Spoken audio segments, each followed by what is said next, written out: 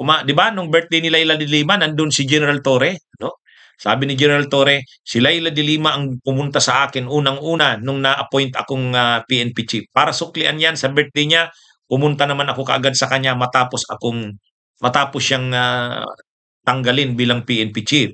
Sa isang hiwalay naman na litrato, magkasama naman si Bam Aquino, si Leni Robredo, saka si Magalong. Latest 'yan, hindi lumang picture.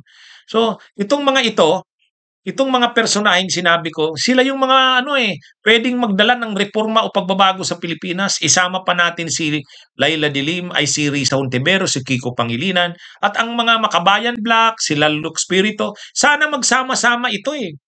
Ha? Si Risa, si Bam, si Lenny, si Laila, si Magalong, si Torre, sila Franz Castro, sila Luke Spirito, Bunyog, lahat magsama-sama. Palakasin ang pwersa na magdadala ng pagbabago sa lipunan.